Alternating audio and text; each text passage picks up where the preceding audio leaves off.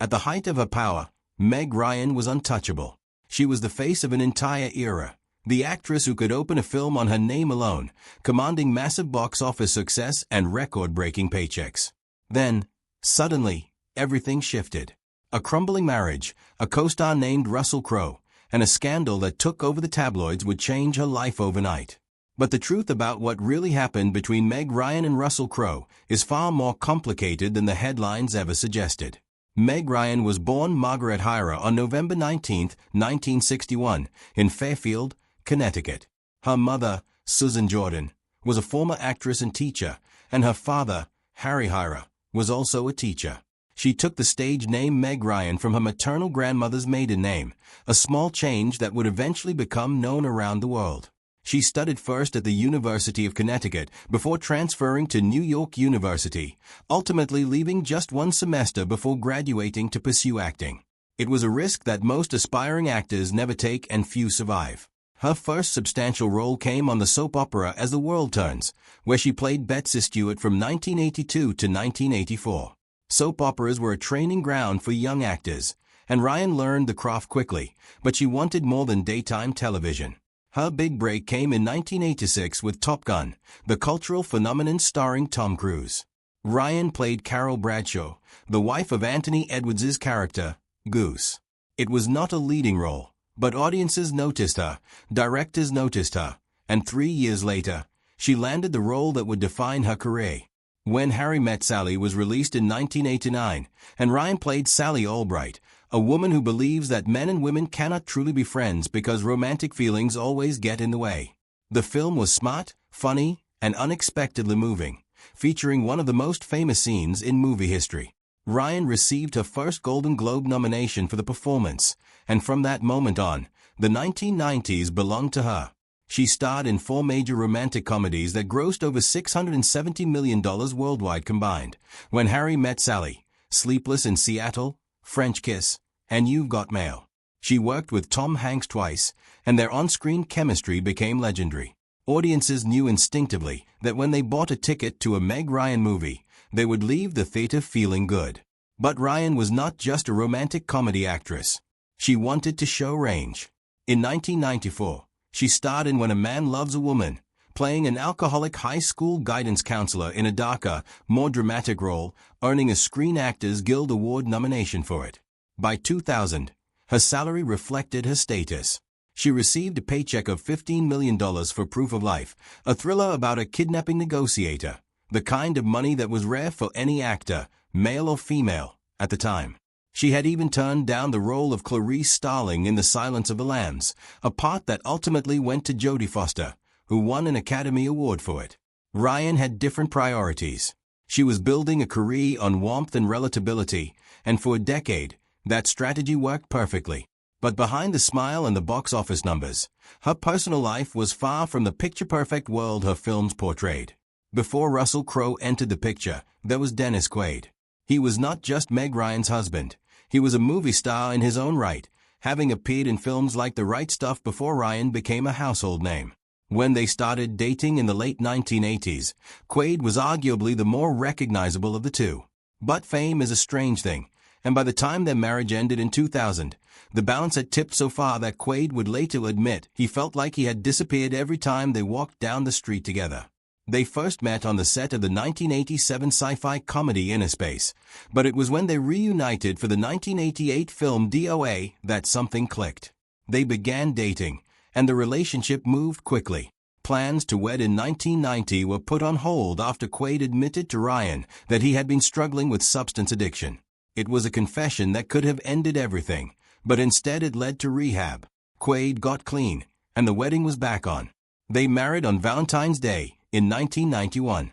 Their son, Jack Quaid, was born on April 24, 1992, and would later grow up to become an actor himself, appearing in The Hunger Games and the television series The Boys.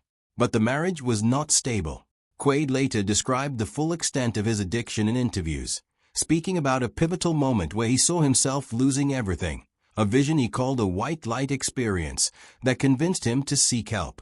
He got clean and stayed clean, but the damage to the marriage had already been done. There was another strain on the relationship that had nothing to do with addiction. It had to do with fame. As Ryan's career skyrocketed, Quaid's did not keep pace. In a 2018 interview, he admitted that Ryan's growing fame affected him deeply. When they walked through the streets of New York, people would shout her name. He said he had to admit that he actually felt like he disappeared, a feeling he later called a growth opportunity, but one that was deeply painful at the time. The couple announced their separation in June 2000, with the divorce finalized in 2001. Ryan herself would later tell Oprah Winfrey in 2006 that it had been a very unhealthy marriage, that it was pretty much not a happening marriage for a very long time, and that she probably should have left much earlier. The picture she painted was of a relationship that had been over in every meaningful sense long before any papers were signed. By the time Meg Ryan met Russell Crowe on the set of Proof of Life in 2000, her marriage was, by her own account, already finished. The film's plot involved their characters developing romantic sparks, and behind the scenes, those sparks were real. In July 2000, before the divorce from Quaid was even finalized, Ryan and Crowe were photographed holding hands while leaving Tom Cruise's party for the premiere of Mission Impossible 2. It was the kind of image that tabloids dream about.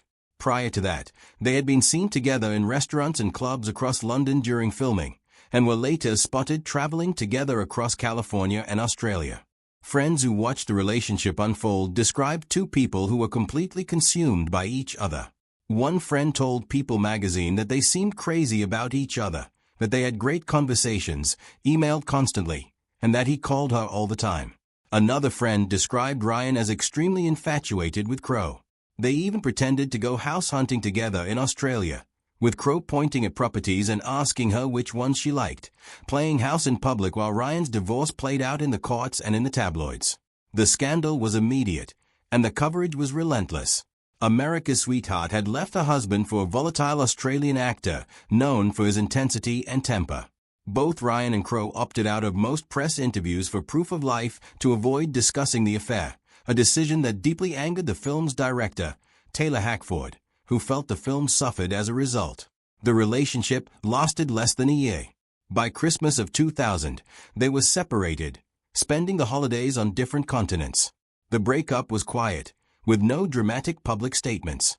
But the fallout was not quiet at all. Ryan was painted as a homewrecker. The woman who had made America believe in love was suddenly being described in the harshest possible terms.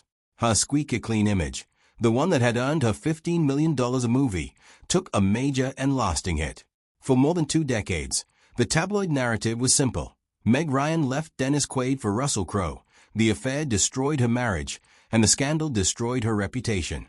But the truth, as Ryan has slowly revealed over the years, is far more complicated. The affair did not end her marriage, because her marriage was already over. Crowe did not break up a happy family, because there was no happy family to break up. And the woman painted as a Scarlet Woman says she ultimately found the experience liberating. In one interview, Ryan reflected that being labeled a Scarlet Woman was really interesting, that as painful as it was also incredibly liberating, because she no longer had to care about what people thought. She recalled a moment in the lobby of a London hotel when the entire room stopped and people stared at her. Instead of falling apart, she started laughing. She realized that public disapproval had no power over someone who truly knew themselves. As for Crowe's feelings, a friend of Ryan's revealed that he had wanted much more from the relationship, that he wanted to marry her and have children with her. He gave her extravagant gifts, including a 1963 Bic antique car and a puppy. It was described as too much, too soon. Ryan, who had just emerged from a painful divorce, was not ready for that level of commitment. Distance played a role as well. Crowe lived in Australia. Ryan lived in Los Angeles. Crowe himself hinted in a 2001 interview that the geographic separation was ultimately why they did not last. Despite the breakup, he has spoken warmly of her, calling her a beautiful and courageous woman and saying he grieved the loss of her companionship, but had not lost her friendship. The affair was supposed to be the worst of it, but the controversies did not stop there. In October 2003, Ryan sat down for an interview with British talk show host Michael Parkinson to promote In the Cut, an erotic thriller directed by Jane Campion, a dramatic departure from the romantic comedies that had made her famous. What happened over the next 17 minutes would follow her for years. Parkinson asked aggressive questions from the start, questioning why Ryan would appear in such a film, suggesting it was cynical and bleak, and implying that her divorce and relationship with Crowe had driven her toward darker choices. Ryan became visibly uncomfortable, giving short answers and eventually telling Parkinson to wrap it up. The fallout was immediate. Parkinson called her behavior unforgivable. The British press described her as sullen, snooty, and arrogant. In a 2006 poll, British viewers ranked it as the third most shocking chat show moment in television history. For years, Ryan was cast as the villain. But in 2021, Parkinson himself gave an interview admitting that he had been quite obviously angry with her, that it was not his business to be angry toward his guests, and that he came across as pompous. He said the two words that had long been owed, "I'm sorry." Ryan, for her part, told the Times of London in 2020 that she had simply left after the show and did not need to think about Parkinson again. Both In the Cut and her next film, Against the Ropes, were critical and commercial failures. The woman who had once been the most valuable actress in Hollywood was struggling to draw audiences.